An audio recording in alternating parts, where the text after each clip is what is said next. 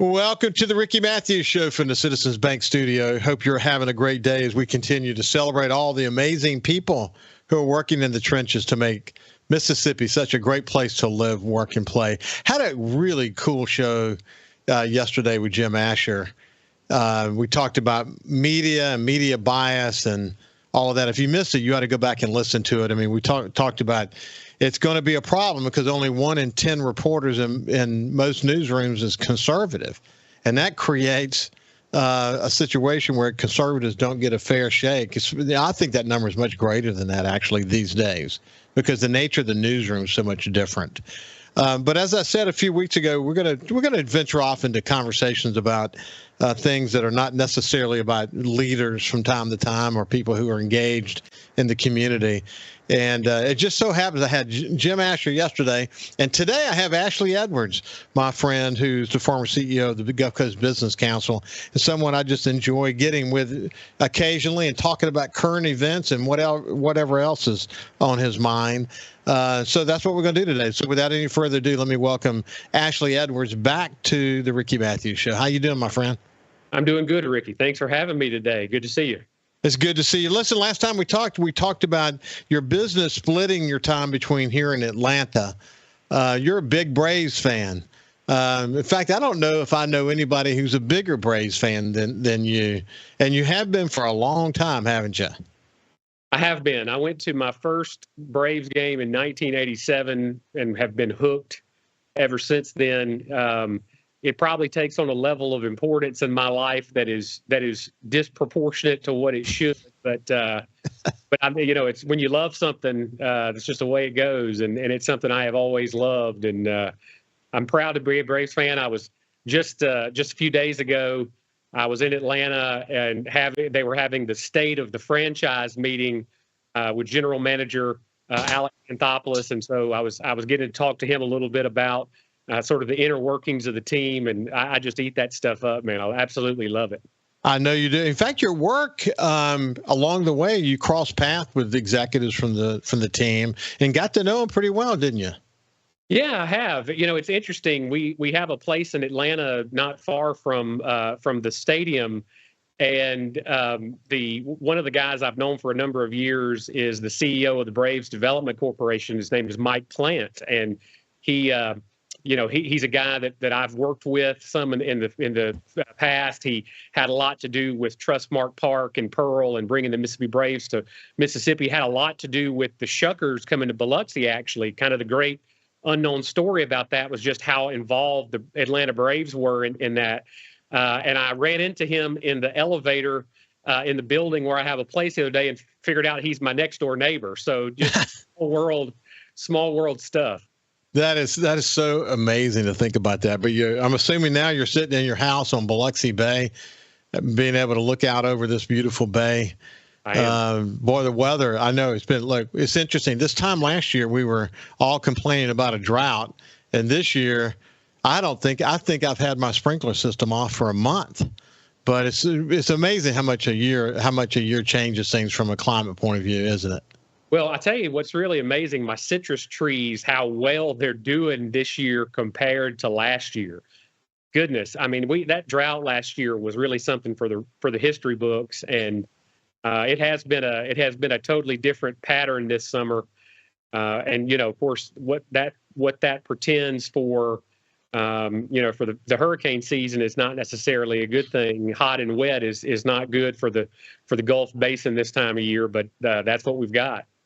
It is. Hey, actually, you and I are both tropical weather nerds, and we'll chat about that here in just a second. But when I go on the end of my pier, I can actually see Ashley's yard. And so from the time he moved there to now, he's tried some different approaches to his yard.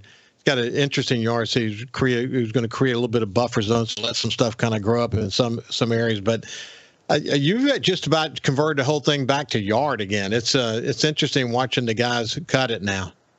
Yeah, it is. It's a weird thing living on the bay, and for there are a lot of folks obviously across the coast that live on the bays and rivers and things of that nature. But there is wild growth that goes crazy in these areas, so it's tough to maintain just a kind of a regular green space. And you know, you're constantly fighting with the mud and the muck and all of the water plants that grow up, and you know it as well as anybody. It's a tough thing to do, but I like kind of leaving it natural and you know, not making it look too manicured, like it you know, make it look more like its natural environment than something that's been landscaped. Hey, the fishing's been great. Jordan went out to take a couple of my grandkids, his two kids, fishing recently. In fact, I say just a few days ago, he made 2 casts of the cast net and caught 100 shrimp. So the shrimp are in. Yeah, he sent a picture and said, "Look, 2 casts." So plenty of live shrimp and lots of fish to catch. It's great living on the bay. It's amazing. Just the situation constantly changes. But you know, you're right. I mean, as you and I have discussed before, we've got a storm out there now that's as of this, we're recording this on Monday. So by the time we get to this tomorrow, I'm sure that the chances of development will probably continue to consistently go up. Right now, I think it's at 50%. But and people say, yeah, you know, I think somebody said this to you, and some people have said it to me too. Well, it's been kind of quiet. I mean, this season's really not going to be what they want it to be. Well, what they forget is July is usually very quiet. Right. And that history-making storm we got at the beginning of the month was probably a harbinger of what's to come. I mean, we've got a lot of conditions that are starting to stack up. And looks like the position of the Bermuda High and lots of other environmental conditions that favor development. None of those situations have gone away. You know, again, July is usually quiet, and now here we are going into August, and we got something to watch and a lot of possibilities that are behind this. So I would expect the second, third, fourth weeks of July into September, maybe even in October. We'll be catching up on that number that they've estimated pretty quickly, don't you think? It certainly looks like it. Looks like August could be a very active month in the Atlantic Basin. There's a lot of stuff that's starting to cook out there, and as you said, you know, I have every reason to believe that we will have a late active season this year, so well into the fall. You know, we haven't even really gotten started yet on the hurricane season, so there's, you know, the relative lack of things throughout the late part of June and July really is irrelevant to the way the season is going to go ultimately. It is. The heat content of the oceans is high. In some cases, actually cooled down a little bit because of Beryl and some other conditions. But the reality is still in areas that are important to us is above average, the heat content. And then the position, as I mentioned a minute ago, the Bermuda High and some other conditions, we're going to keep our fingers crossed. And I guess the most important thing is for people just to don't look at it on case-by-case basis as far as whether you're going to prepare or not. Just prepare. You know, what Ann does, she'll pick up another case of water, and, you know, stuff kind of adds up as we get closer to being threatened. So we're not running out, you know, getting everything we need for a storm. But I guess the message is just be prepared. You know, it only takes one, as you and I've said many times before. Just stay prepared. Anything else you want to say about tropical seasons before we shift gears? Well, I think your point is well made. I mean, I think if you talk to people in the Houston metro area and the Gulf Coast of Texas after that, you know, they would have never told you they would have thought a Category 1 storm would have wreaked that level of havoc. And so it's a very good reminder to all of us that, you know, a storm doesn't have to be off the charts like a Hurricane Katrina to really disrupt things. Houston and the lower Texas Gulf Coast, they got an absolute whack from Hurricane Beryl. And, you know, it was, I think, probably much greater than anybody there would have expected. Yeah, Josh Morgan, the top hurricane chaser in the world that lives part-time in Bay St. Louis now, was on the show right after that. He chased that storm. And we look at that storm, how when it came in, the worst part of that storm just absolutely zeroed in on the Houston metro area. And has a lot of family who lives in that area, incidentally. And they were without power for a very extended period of time. I mean, they just weren't prepared. They were not prepared for that kind of power outage scenario that they dealt with. And you're right, man. It's so easy to drop your guard and say it's going to be a strong tropical storm or a weak hurricane. And then they kept saying as it approached to, it literally started to ramp up, literally as the eye was making contact with the coastline. And of course, the core of that thing was, it was once a Category 5. So the core, even though it wasn't this huge storm, the core was pretty healthy. And once it hit that favorable water, that favorable area just before it ramped up. And so you were taking, 90-mile-an-hour gusts and maybe some higher, right into the the Houston metro area. And in some cases, they're still rebuilding the power grid that was there. It's incredible what a storm can do. We should never take anything for granted. That is for sure. Hey, listen, when we come back on the other side, we're going to talk about some current events with Ashley Edwards. We'll see you after this break. Welcome back to the Ricky Matthews Show from the Citizens Bank studio. I have Ashley Edwards, former CEO of the Gulf Coast Business Council. He's an entrepreneur these days, involved in a bunch of different sectors, and someone I really enjoy just touching base with. And he enjoys kind of staying up on things as I do.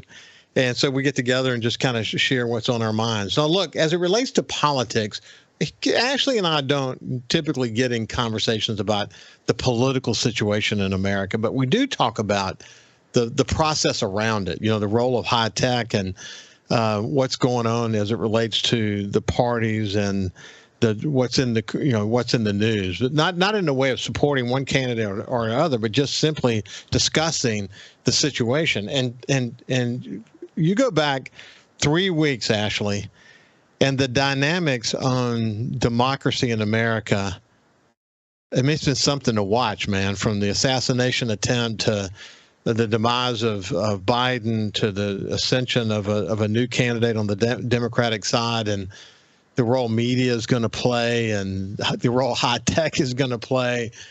Whew, man, we're in for the next, by the time this airs, 98 days. It's going to be a marathon, isn't it? Man, I tell you, we're living in historic times. It probably kind of goes over our head a little bit just how historic these times will end up being when you look back. And look, the outcome is in doubt. I mean, we don't know where this is all going to end, but it certainly has been something to watch. And people like you and I that really enjoy this stuff have really enjoyed this time because there's been plenty to watch on the news. I worry sometimes that the daily kind of headlines sometimes make us lose sight of some of the big picture things that we have to be keeping in mind. A debt in America that's spiraling out of control, the challenges that we face with the BRIC countries that are trying to kind of change the world order in favor of the China sort of Russia axis and that coalition. There's a lot of important things that will have a lot of bearing on the rest of our lives and certainly our children's lives that are transpiring right in front of our eyes. And 90% of that goes to the back burner because we're so worried about the politics of the day or, whatever artistic choices they make for the Olympic opening ceremonies. And sometimes I just wish that we could keep our eye on the ball a little better. I'll tell you, man, the politics of personality and what we're going to say. I think about this particular race, where we are right now. And I think when we look back on the next 98 days, it's going to be the dirtiest presidential campaign we have ever seen in our lives. It's almost like a race to the bottom, and as it relates to that. And I don't know a way to get out of it. I think it is what it is, and we have zero control over that. But, you're right. I mean, there's so many big issues that are going to get foreshadowed in this situation that we're in. And, anything can still happen, and that is for sure. The Democrats to get a bump from their convention, but then things will start to settle down. And, how will this particular campaign season weather? And I think the way I see it is it's going to be, at the end of the day, it's going to be a really, really, really, really close election when it's all said and done. And it's going to be nasty. I think you're absolutely right about that. I mean, I think had Biden stayed in the race, it probably would not have been nearly this close of an election certainly from the data in the polls, it appears it's going to tighten. There's more energy and enthusiasm on the left now than there was before. And it's going to come down to a few 100,000 voters in a handful of swing states that are really going to determine the outcome of where these electoral college votes go. And that's still very much up for grabs, so I'm going to be watching it closely until election night. On election night, I'm going to be laser focused in on what's happening in Pennsylvania, Michigan, Wisconsin, Arizona, Nevada, and Georgia. I mean, I really think those are the states that are going to make or break this presidential election for either candidate. So there's a lot to watch now, And I tell people all the time, I mean, I will hear people talking about these sort of composite national polls. Harris is at 46, Trump is at 45, things like that. And you have to kind of remind yourself, in a lot of ways, that is completely irrelevant. The winner in Oregon and California is, we know exactly who that's going to be. The winner in Mississippi and Alabama, we know exactly who that's going to be. So it doesn't matter ultimately what the popular vote ratios are in the United States. What it's going to come down to is sort of moderate voters in the swing states and which way they turn. I think the big challenge for both sides now is going to be who can turn out their voters on election day. And certainly the way that it was going with Joe Biden and the threat to the Democrat base turnout in these swing states would have been non-sustainable. He would have very likely lost this election and probably lost it by a pretty good margin. So actually, when you see what happened there, do you, a lot of Democrats say of Trump that he's a threat to democracy. Do you think that what they did to Biden was a threat to democracy as well? Well, I think that the interesting thing to me, Ricky, is the way that sort of all of this goes politically. I mean, it's on one hand, Democrats are going to steal the election. On the other hand, Joe Biden had to drop out because he was going to lose the election. Well, why would you need to drop out for losing the election if you're going to steal it? I mean, some of this stuff just doesn't necessarily make sense. I mean, look, I think honestly, both sides are going to criticize whatever the other side does, and I think we have to take a step back and not put a lot of stock in sort of the day-to-day propaganda that goes on. But despite all of that, there are clear differences between the candidates. There are clear differences between the stances of these parties, and they're going to take America in fundamentally different directions. And so, it sounds like wishful thinking. I wish that we could get back to issues-based politics. Living in the age of social media probably is going to always prevent that from happening, because politics now doesn't happen on the scale of big platform issues. It happens on the scale of day-to-day outrages, hour-to-hour outrages, and what gets clicks on social media, which makes it almost impossible to really get into the depth of policy and sort of keeps us at this very shallow level of the day-to-day headlines. Memes and creative and inspiring video campaigns by people on social media that influence will play a bigger role. I mean, there's literally no doubt TikTok's going to play a bigger role in this campaign.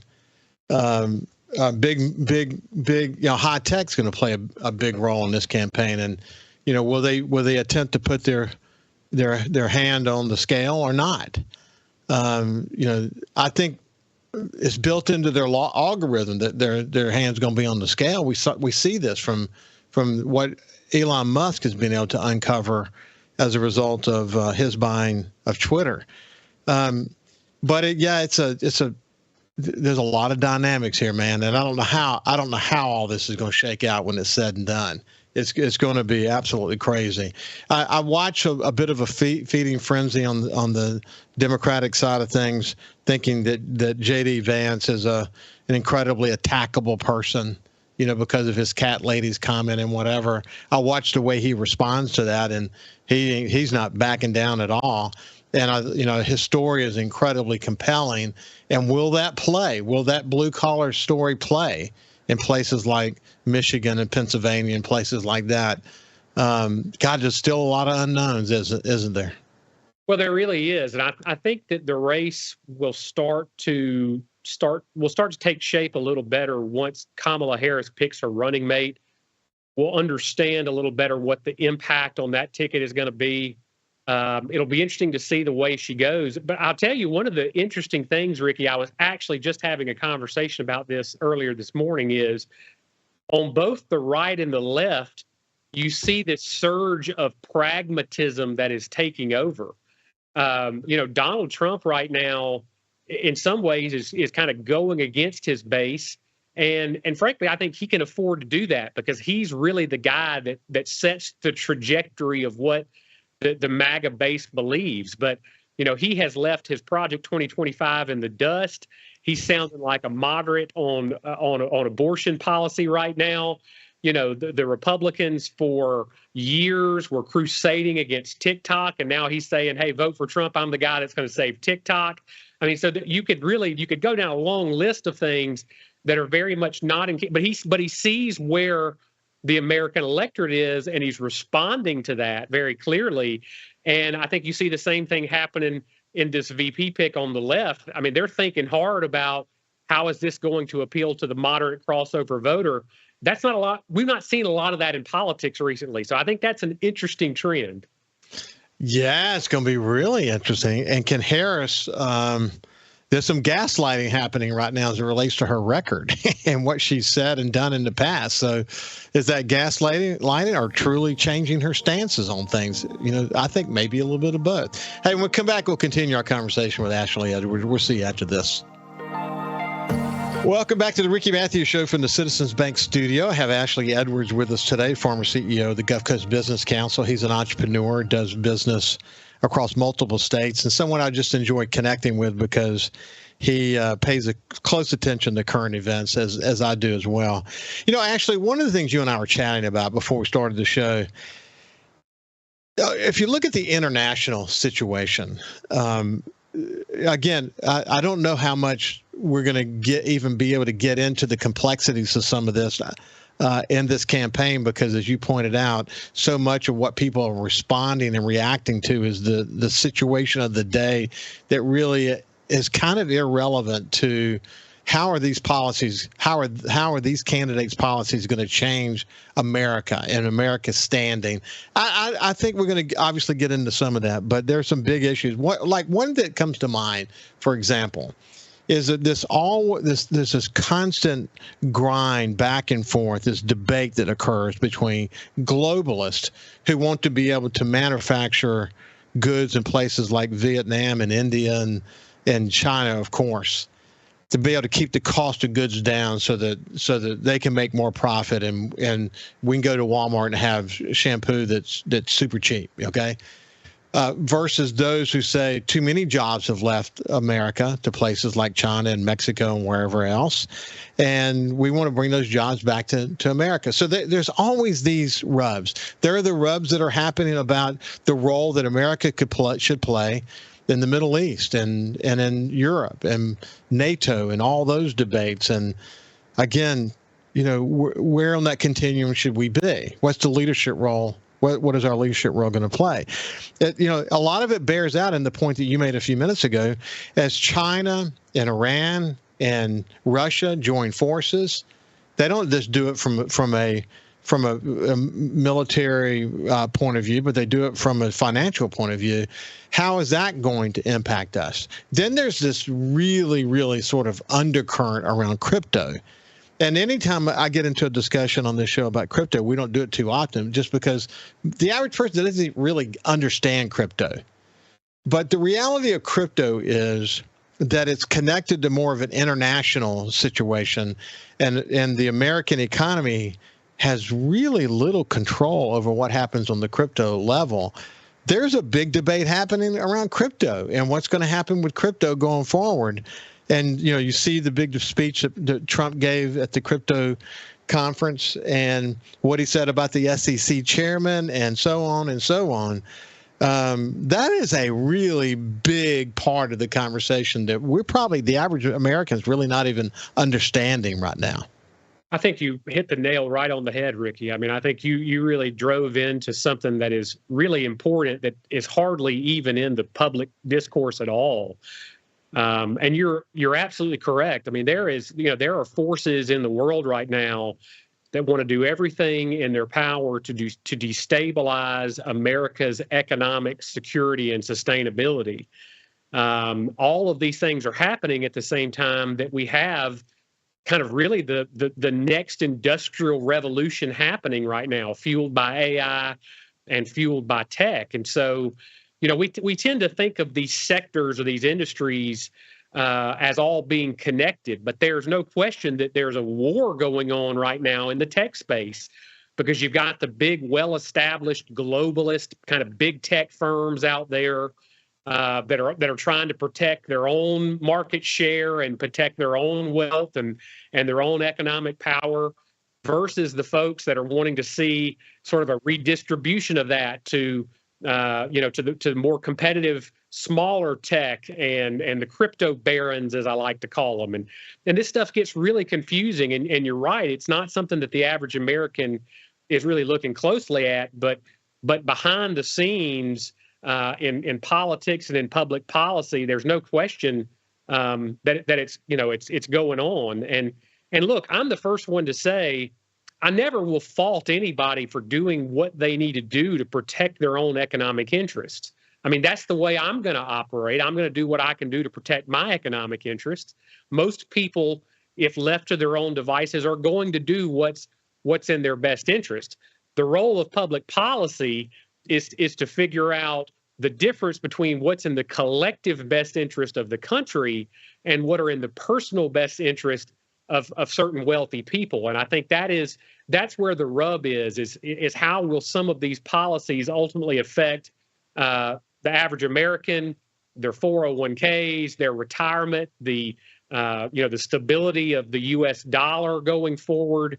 And there are a lot of forces at play that would love to see the U.S. dollar not be the reserve currency of the world. And so these things are going to happen whether we want them to happen or not. I mean, the next 5 years of our life, these are going to be central themes in what happens in global politics.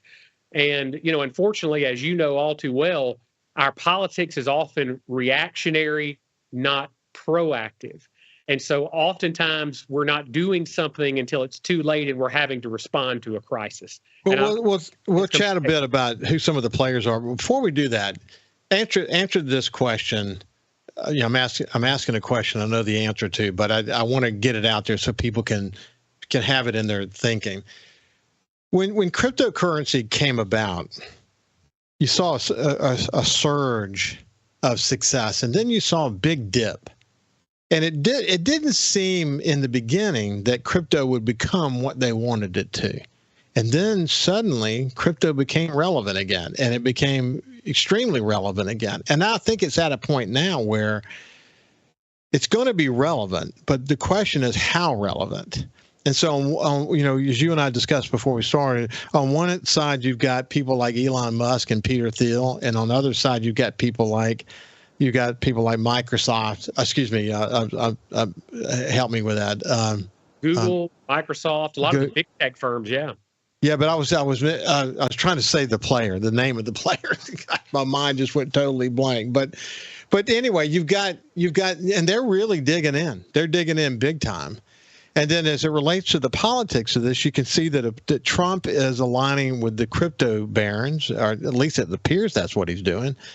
And the Democrats, I'm assuming that they're aligning more with the current U.S. policy as it relates to crypto.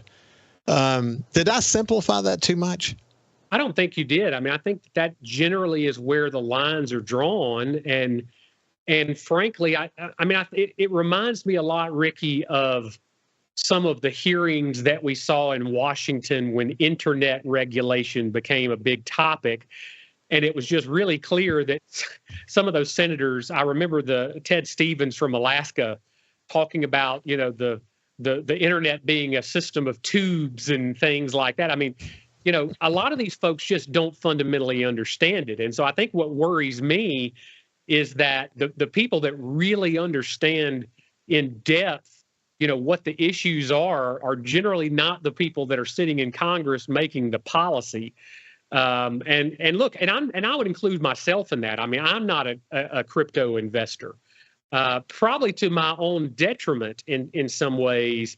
But it's difficult for me to want to invest in something that I can't fully understand and that I cannot tie its performance to real world metrics, things that can be easily manipulated. And so, but on the same note, as you well know, Elon Musk is a hero of mine, and he has gone absolutely all in on crypto to a striking level. And so I think that this crypto current conversation is going to be a big topic in the coming years. And right now, you've got some interesting political lines being drawn and sort of aligning around the various sides of interest as it relates to this presidential election. It's Bill Gates, incidentally, is who I was trying to think of a few minutes ago. I don't know why my mind went blank on Bill Gates, but I mean, you got some of the strongest technical-minded innovators in the world on either side of this argument, and it's going to be crazy to watch it. But if you think about Elon for a second, I haven't actually looked at the number, but you say he's all in in a really, really big way, richest guy in the world and so on. I wonder how much that changes his thinking about who he supports and who he doesn't support. It seems like it would have to influence your thinking. I mean, at the end of the day, not only his personal wealth, but the prosperity of his companies are now very closely tied to the performance of the crypto markets. And so, there again, you would think that it would have to influence it. And, and I don't view crypto as being a bad thing, so to speak. A lot of people really love it because they say, hey, this is a democratized form of wealth and investment. It's open to anybody, essentially. And, there's clearly a push out there to deregulate that market to a greater degree than it has been. So this issue is sort of underlying a lot of the politics that we see happening in America right now. It's too complicated an issue for the average person to take the time to understand it. It's easier, unfortunately, to focus on the border, or whatever else might be the big news of the day. Hey, when we come back, we'll continue our conversation with Ashley Edwards. We'll see you after this. Welcome back to the Ricky Matthews Show from the Citizens Bank Studio. We're just having a conversation with Ashley Edwards, former CEO of the Business Council and an entrepreneur now, about current events and what's going on. He has a journalism background, so we often have sort of a media slant to a lot of what we're doing. And, big tech does put their finger on the scale. We know that for a fact. I mean, again, I'm not a conspiracy theorist, but when you look at Hunter's laptop and what they did to suppress that, and now we know about that, and what they did to turn up the volume on Russian, conspiracies and all this other stuff. I like what Elon says about free speech. He says when you're there when someone you don't like says something you don't like. You can't, just because you don't like it, or maybe because it's false. People have a right to say it. That's what free speech is all about, as long as it's legal. If they say something illegal, he points out very quickly they'll take it down as soon as they can. But man, how do you even factor in any of this stuff? I mean, you look at Elon accusing Google of omitting search functions as it relates to the assassination attempt of Donald Trump. And he said that he believed that's improper. And already we've got election interference as it relates to that. And they say, no, that's not what happened. But, look, their algorithms are designed by people, and people have bias. And we learned more about bias when he bought Twitter, and we were able to look underneath the covers on this. I don't even know how do you even factor the role that they will play in this election into the situation.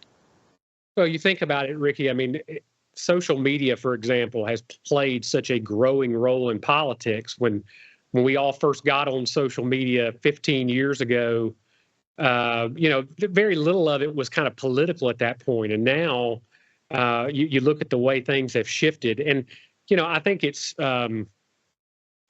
very likely, given the fact that we are living in a totally connected world, that there's not going to be a change in the other direction. I mean, this is here to stay. It's a new reality for human beings. And the difficulty, I think, is the rub between the individual and what they want to do and want to say and want to experience and want to consume as it relates to media, and the big, powerful forces that are still out there, as you said, with algorithms and programming that are trying to influence that in one way or the other.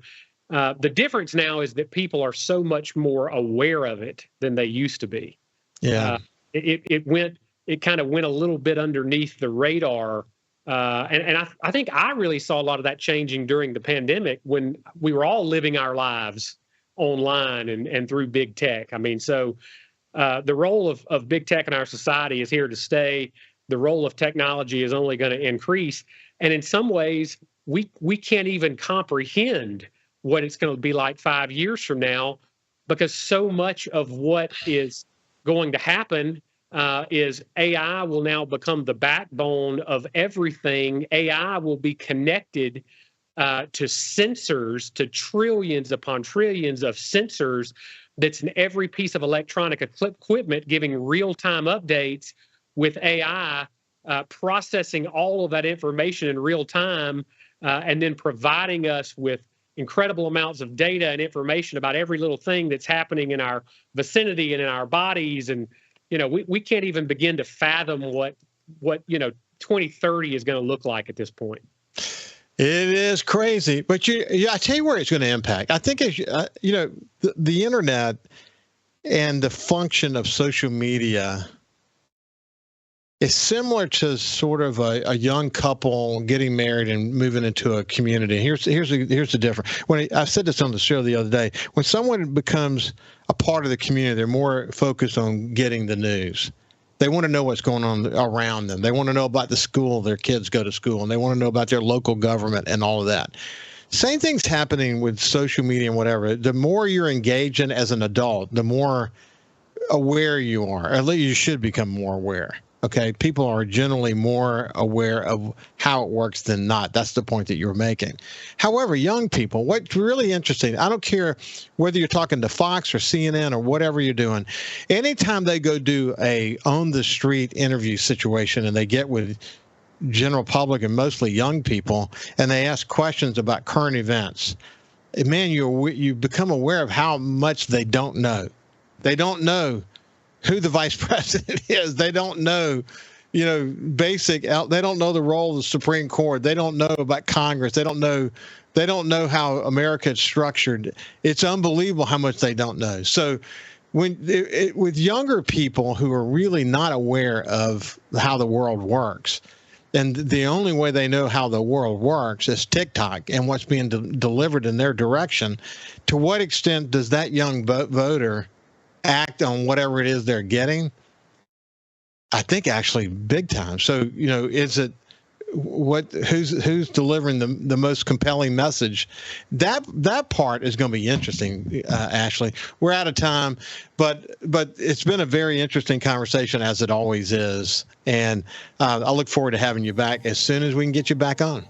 Well, thanks so much for having me, Ricky, and you continue to do a great job. I tune in every chance I get, so thank you so much. Stay safe in your travels, my friend. Stay safe. Listen, have a great day, and we will see you tomorrow.